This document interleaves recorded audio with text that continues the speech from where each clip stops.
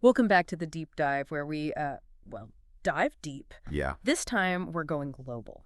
Exciting. We're diving into Netflix's top 10, the most watched English language movies Okay. from September 30th to October 6th. Right.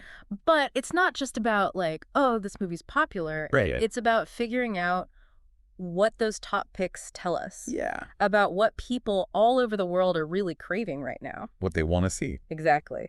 So at the very top, we've got Oh. Miss Peregrine's Home for Peculiar Children. Wow. 115 million hours viewed globally.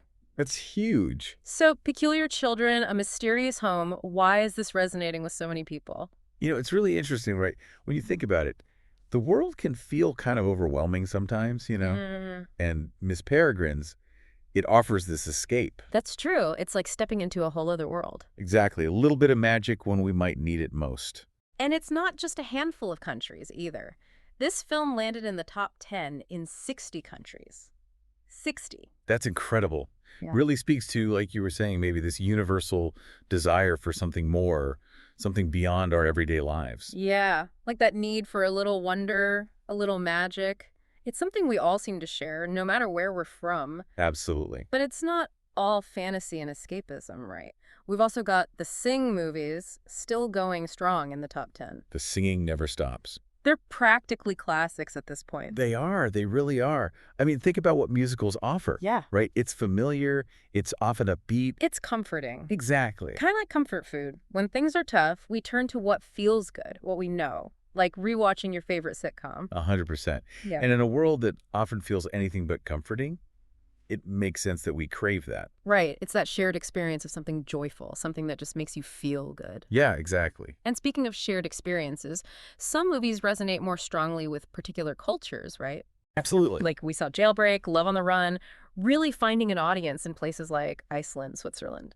Interesting. Right. Yeah. And that's where thinking about cultural context gets really interesting. Like take Iceland, for example. Okay. They have this incredible tradition of folklore, mythology, often set against these stunning landscapes. Dramatic. Very. Mm. And Jailbreak, with its themes of escape, the beauty of those landscapes, it might just hit differently for those audiences. Right. Like it's tapping into something familiar, something already ingrained in their cultural understanding. Fascinating how the same movie can mean different things to different people. Definitely. But then you have something like Miss Peregrine's finding success globally. So are those two ideas at odds with each other? Not necessarily. While Jailbreak might be tapping into specific cultural touchstones, Miss Peregrine's, Yeah. maybe it's that universal longing for something more, a world beyond our own. Mm-hmm. It reminds us that even with all our differences, there are these shared human experiences that can resonate across borders. Yeah, we might find different stories, different ways to access that feeling, but it's still a common thread.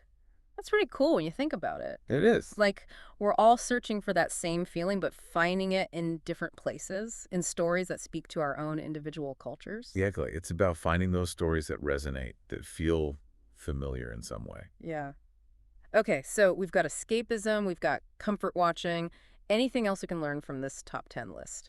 Well, let's look at Res Ball for a second. Oh, yeah, the Basketball movie. Right. It didn't dominate globally, but it really took off in certain parts of the Americas. Yeah, and it makes sense, right? Basketball, it's more than just a sport in a lot of those communities. It's woven into the culture. Exactly. It's part of their history, their identity. So it's not just entertainment, it's connection. Yeah, it's seeing a part of yourself reflected on screen. Absolutely. Oh. And that sense of belonging, of shared experience, that's powerful. It's like finding your people, even if it's through a basketball movie. So we've got escapism, comfort, shared cultural experiences, and then there's the Garfield movie. Ah, yes, Garfield. This lasagna-loving cat topping charts not just in the US, but in places like the Philippines, too. It's a classic. It is, but I was a little surprised to see it up there. Really? Why's that? I don't know, what is it about Garfield that makes it a global hit? We all relate to the laziness. Maybe. Maybe. But honestly, it might just be the familiarity, the nostalgia. It's true, Garfield's been around forever. Exactly. It's like revisiting your childhood no matter where you grew up. Plus, who doesn't love a cat that just wants to eat lasagna? You've got a point there. There's something so universal about that. Right. It's that simple humor. It just transcends borders. Yeah, and it's kind of amazing when you think about it.